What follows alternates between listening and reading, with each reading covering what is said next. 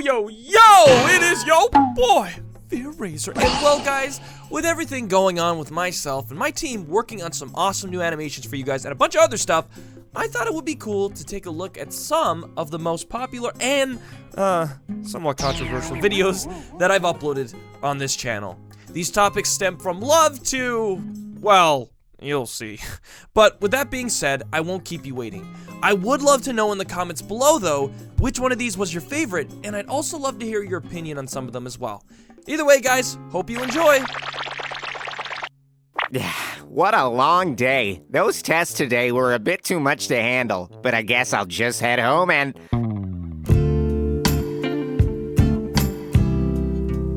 Sweet baby Jeebus, it's Kiara-chan. Oh, how she looks so beautiful. I wish I had the courage to talk to her. Jordan, just the guy I was looking for. I need your advice on something. Oh, hey, what's up, Jackson? It's Larry. Right. What's up, Frederick? I have a crush on a girl, and I need some advice. Advice? From me? What do I look like, the love guru? Because I am.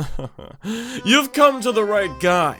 Allow me to shift your perspective and blow your mind with my 6 signs of flirting that will grant you powers like a superhero. Or villain. Disclaimer, don't be a villain. Villains always lose in the end. So what do you suggest? Alright, my friend, listen carefully. When it comes to flirting, it's a game between two people who may share some feelings they have for each other, but feel somewhat awkward to want to just be forward about it. So in these situations, people tend to flirt to see how the other person may feel about them in an attempt to create a sense of courtship. There are many ways a person can go about flirting, and it is definitely a little different between males and females, but since I'm a guy, I'ma just give out advice to my bros. But feel free to stick around, ladies, and see if my advice is terrible or not.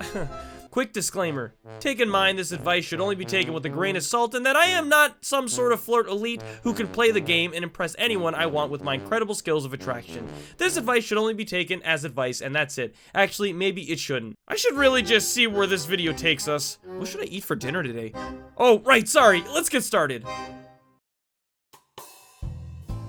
Eye contact is quite an intimidating thing to partake in when it comes to people you interact with, and it tends to tell a lot about how the person is feeling when you're both having a conversation. People who are confident tend to hold eye contact, while people who are shy or uncomfortable tend to break eye contact quickly, which could be for a lot of reasons. However, as they say, the eyes are the windows to your soul, am I right? Hey you! What do you see in my eyes? Welcome. Pranked, baby! Yeah! Oh, my dude, you just got pranked! Bet you didn't see that one coming, huh? Ugh, I know. Gracious, right? Did you know when we talk to someone we find attractive and have feelings for, our pupils dilate and become bigger? We subconsciously cannot control our pupils as they work on their own, and someone having big pupils as they look at you is somewhat of an indicator they are interested in you in some way, so be sure to keep an eye out for that. What was that? That was a joke! It was a joke, Kermit! Don't let me hear that again. Yes, sir. When it comes to flirting with a girl, however, this shouldn't be taken too seriously, as someone paying attention to you does not mean they are attracted to you, which is why eye contact is more or less of a dependable way of trying to find out if someone likes you, but every little bit helps. Our next lesson is body language, my friends.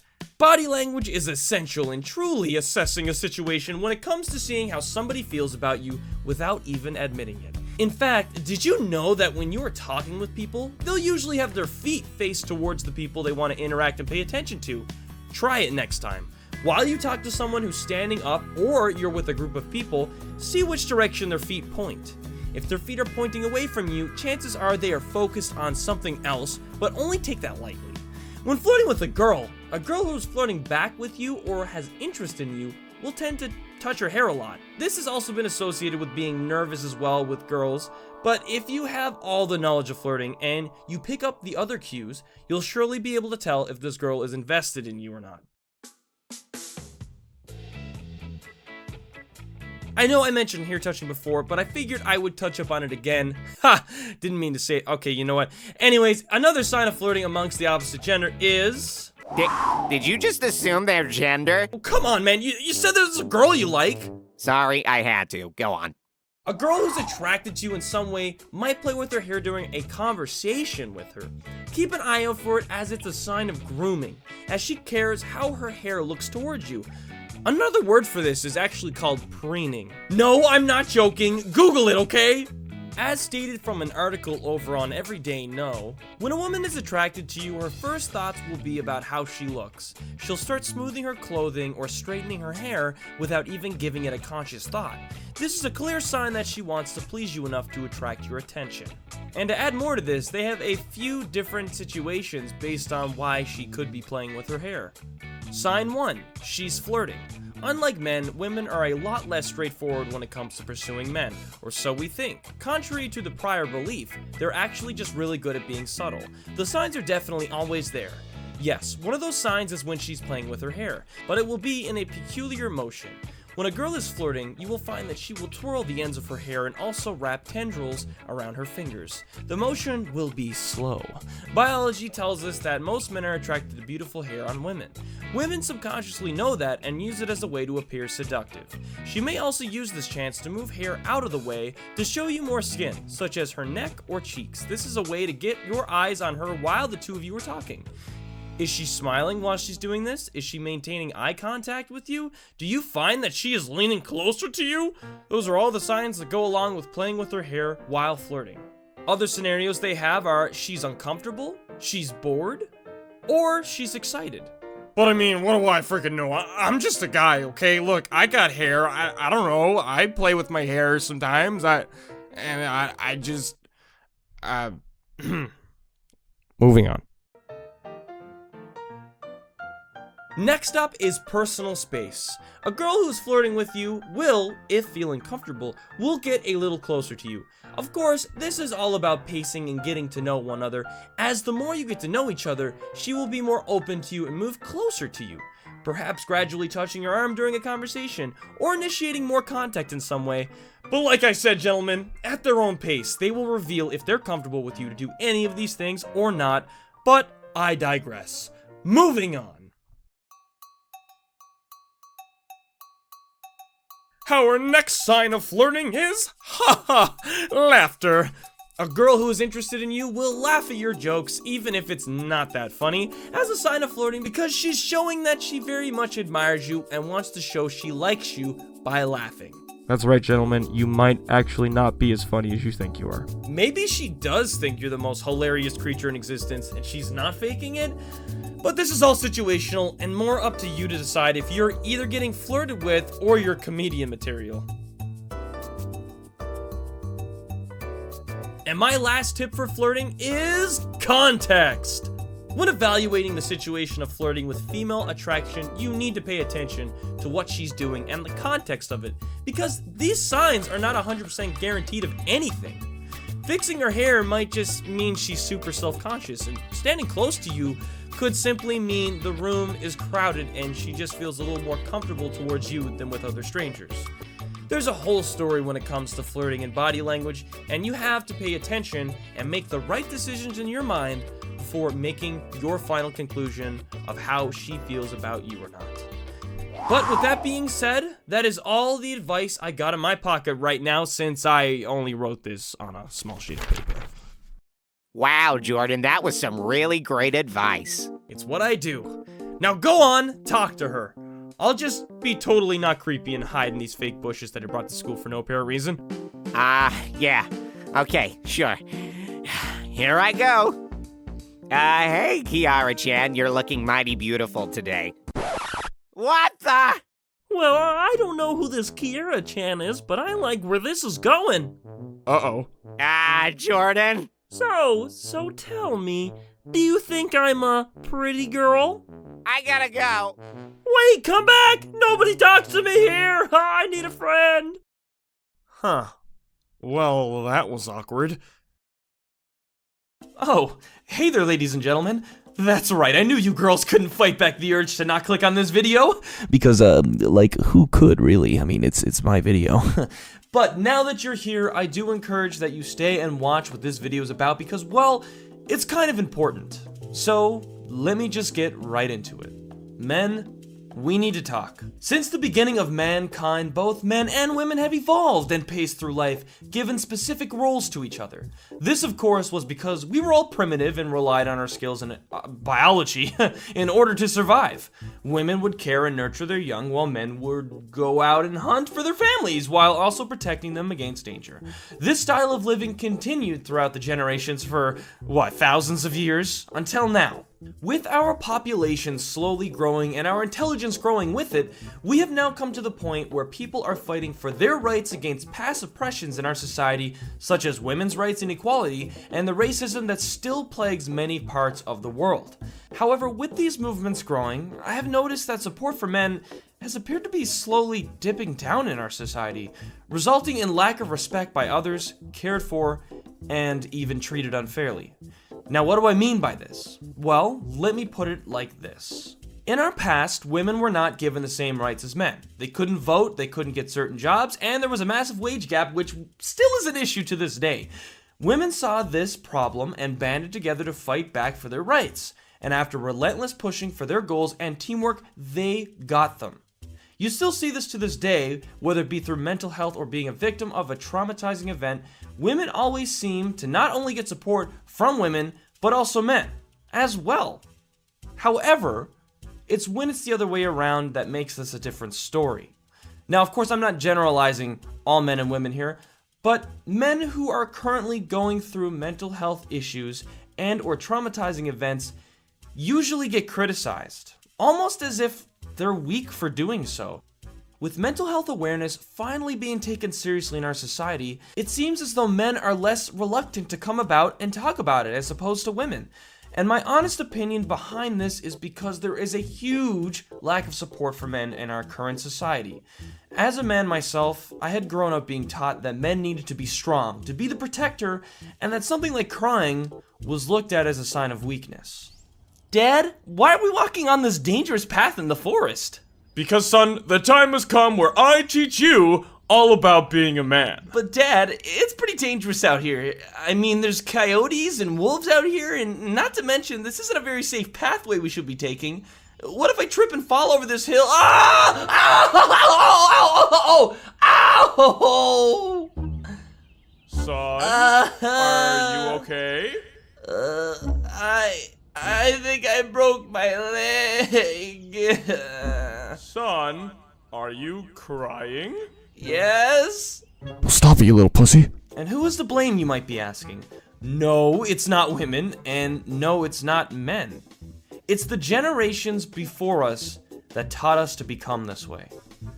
Men in our society seem to act like lone wolves, while many women are more likely to support one another for their problems. And this is the effect of being taught that men should be strong and not show a sign of weakness. This is why a ton of men don't even tend to support one another amongst their problems, keeping it to themselves or ridiculing others because they don't want to look like wimps to their friends or other guys. A web article from Forbes, now I don't know how great Forbes is now, but again, interesting little article I read from Forbes stating that while men are caught between the traditional silence, strong, austere masculinity of their fathers and the more progressive, open and individualistic generations of their sons, they do not know which of these ways of life and masculinity or masculine cultures to follow. Another interesting statement from this article says that men in lower socioeconomic groups now have less access to jobs that allow for the expression of working class masculinity and have thus lost a source of masculine identity and pride. Yet losing a job may still make men feel like a double failure since they are unable to meet two central demands of the masculine role, which is being employed and providing for the family. So what am I trying to say here in this video? I'm telling you it's okay to cry, guys, to feel upset, and to express those emotions. It's okay to reach out to others and seek help when you feel like life is dragging you down. We've been taught to be strong and not show weakness to our fellow man in society, But the truth is, that way of thinking is wrong. And that if we're gonna make it through this life in the best way possible, we will all stop this way of thinking.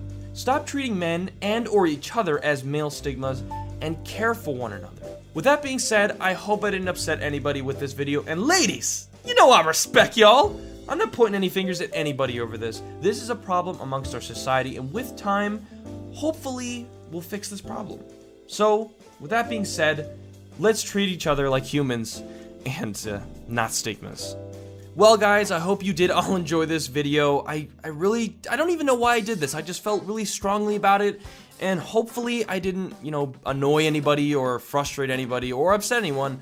I just was merely addressing my personal opinion about the situation, and if you have a different opinion about it, feel free to let me know in the comments below.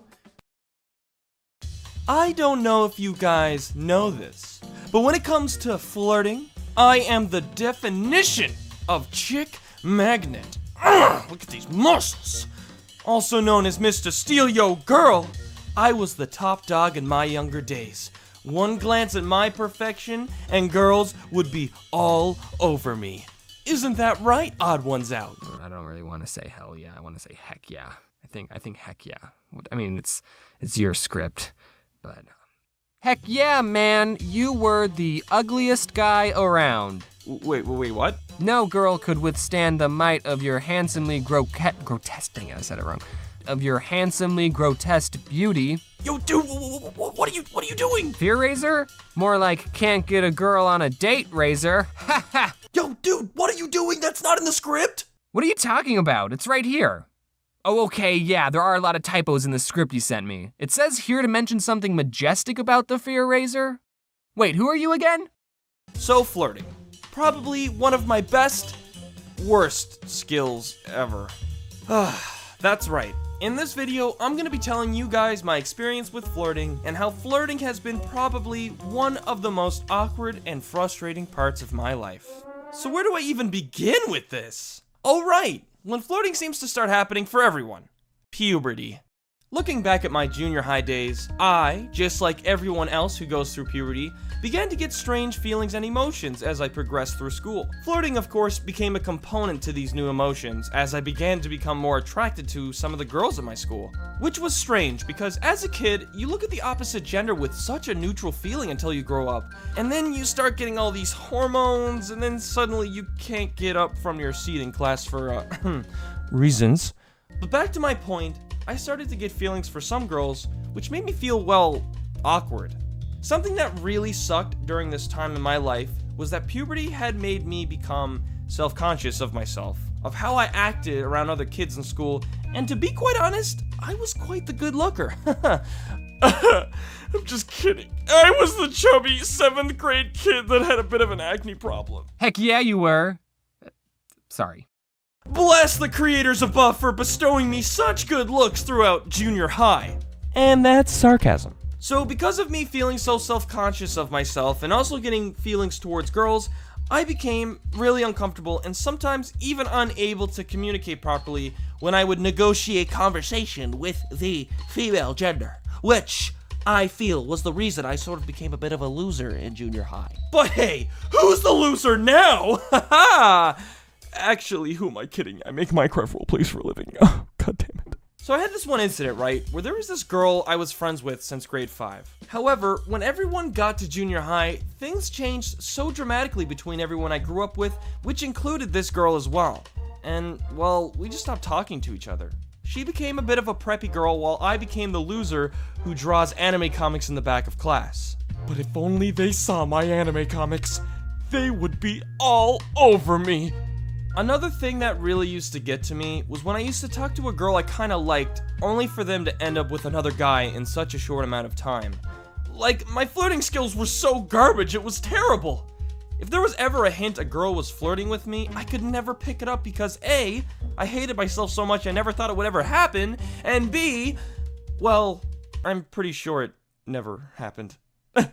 It certainly didn't help me feel better never being able to communicate well with girls throughout junior high, and even in my first year of high school it was bad. And don't even get me started on my junior high prom. Now that was terrible. I remember back in my day, all it took to get a girl to like you was to show them your Pokemon collection, and then they'd be all over you. Really? So I take it you were quite the ladies' man? No, I never had any luck flirting either because I never had that shiny Charizard. My life is a lie. It's okay, there. We can both be sad together. I personally feel like the worst of these feelings were how I used to actually get depressed because I thought I would never get a girlfriend and that I'd be a single loser for the rest of my life. Oh, dude, you did that too? Oh yeah, fam, you know I did. High five. Haha, yeah. Yeah. But anyways, everyone kind of grows up at their own pace. And when it comes to flirting with whomever you're attracted to, it slowly but surely will come natural to you whenever it happens. Remember, there is someone out there for everyone. Sometimes, you just need to be a little patient. That's all. Well anyways guys, I want to thank you all for watching this video, and I also want to thank the Odd Ones Out for accompanying me in this fun little collaboration. Thanks, Fear. Feel free to check out my channel for a ton of great and hilarious animations. And also, don't forget to subscribe to Fear's channel for more great content. Alright guys, see you in the next video. Alright, sorry you had to see that weird side of me.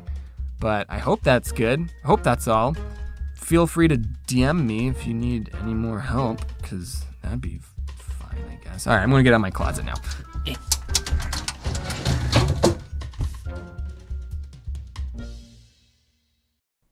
2016, the year everyone was offended. From animal videos being bombarded with anti-pet justice warrior comments to easily triggered civilians. I would honestly say this year has been the most annoying to deal with. Why, you might be asking? Well, because if you're an internet hermit like me, you'll have noticed that it doesn't take much to piss off a lot of people. But I'm not just talking about online. It seems like in recent years, people have begun to get more defensive and easily upset over very minor and completely irrational reasons. And a lot of people online have begun to grow disrespectful and attention hungry as well. Hell, people who used to take criticism can't anymore, because the second you say something they don't want to hear, you trigger them. And then everyone's upset, and this is never a great time. Now, I'm obviously talking from my own opinions here, but I have many reasons as to why I feel this way. And well, I'm gonna tell you why. So I can't sit here and list off every single incident where I've accidentally offended someone, but I'll tell you a few that I can remember at the top of my head, so here goes nothing. I remember a time when I happened to be having a pretty bad day. Things just didn't seem to be going my way, and well, it was just not a good time. So this one time, right, I'm walking around downtown, and I'm just trying to get out of my bad mood by window shopping and just casually strolling around the area, when I come across the door to a shop I was gonna go into. As I was walking towards the door, I see this young girl, maybe a little older than me, heading towards the door, and well, I was a gentleman about it, and I opened the door for her. You want to know what she did? You want to know what she did? She literally walked outside the door next to the one I opened for her, and she said to me, "I don't need a man to open a door for me," and walked away. Like, what? Are you for real? I simply thought it'd be a nice thing for me to open the door for her. Totally plutonic. And she says that?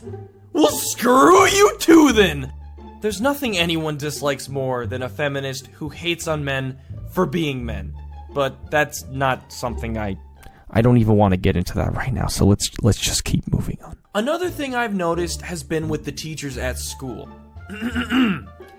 Back in my day, if you were a naughty kid and didn't seem to be doing well in school, and have your teacher tell your parents was a good thing for you in the long run because you were disciplined and learned to do better in school.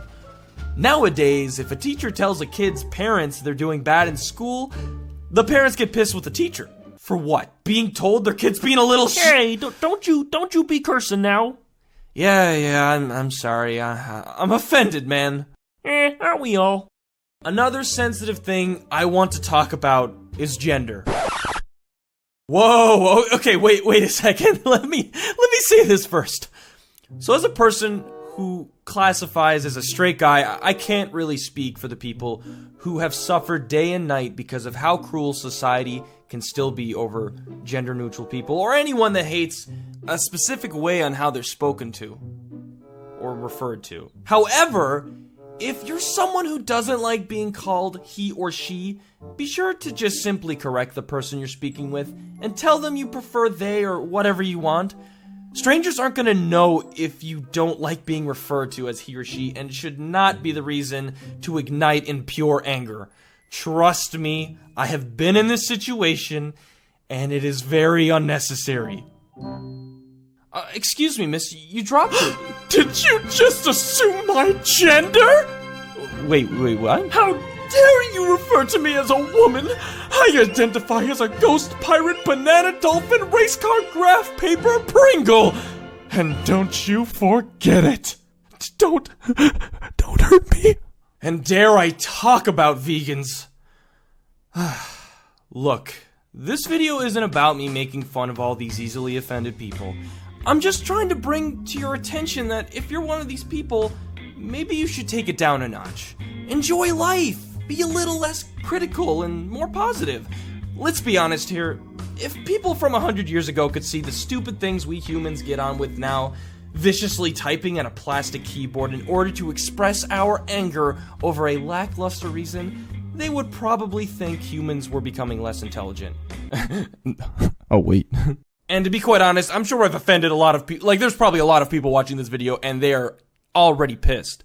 But, anyways, I hope I didn't offend too many people with this video. So here's a picture of a cat, so you can relax a bit. Okay, now that that's out of the way, allow me to just say one more thing that will make you feel a little uncomfortable. Moist. So, I don't know how many of you guys know this, but I actually tend to go to the gym quite a bit. I find it helps me stay motivated and focused on my goals, and also de-stresses me from any sort of tension or negativity I might be feeling. But you want to know what bothers me the most about going to the gym? Here, hold on. I actually have a list I wrote here. People! Over the past few months of going to the gym, I have experienced a lot of annoying things that come with going there 4 to 5 times a week. Where to begin? Number 1. The meatheads. If there's one thing I can't stand, is when I go to the weight section of the gym, and there's a disgustingly ripped guy next to me lifting 100-pound weights in each arm and dropping them to the ground following an unnecessary war cry. Like, we get it, bro, you lift, but it's not like you're about to run into battle or something. Yeah! I'm so buff! Brah. Calm yourself. Number 2. People who give advice, but are douches about it. So it's a pretty obvious factor that anyone who is new to the gym isn't going to know how to do everything properly, and that's pretty normal.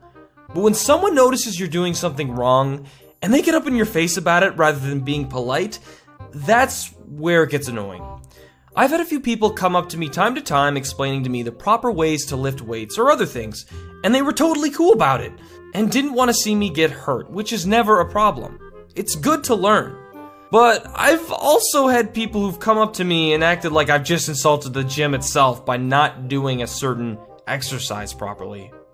Like, you're doing this all wrong. If you ever want to achieve a body like this, do it right. Okay. Number 3. People who hog the machines. The gym can be a pretty busy place, which is usually why I tend to go later in the day to avoid the tight squeeze of a packed gym. However, you tend to get those few people who are either by themselves or with friends who think it's okay to just claim a weight machine and just chill there like no one else is waiting to use it. I even had this dude the other day who was on his phone talking while hogging the seat, and I even asked him if I could use it, and he ignored me. You, sir, are an asshole. And finally, number 4. The overpowering narcissism. So considering I have lost about 35 pounds since I started going to the gym, I can sort of understand this to a sense. I'm talking about the people who are clearly a little too over-obsessed with themselves while at the gym. I'm pretty sure every time I go, I see someone standing in front of the mirror, jacked out of their minds, and just staring at themselves flexing for like 5 minutes straight. I'm not even joking. The reason I understand this one a bit better is because I, too, have felt more confidence about my own image from going to the gym. But come on. I mean, I feel better about myself, but I don't think I'm about to make out with my own reflection, okay? But I mean, going to the gym isn't all that bad. Oh, does she got a booty? Oh, she do!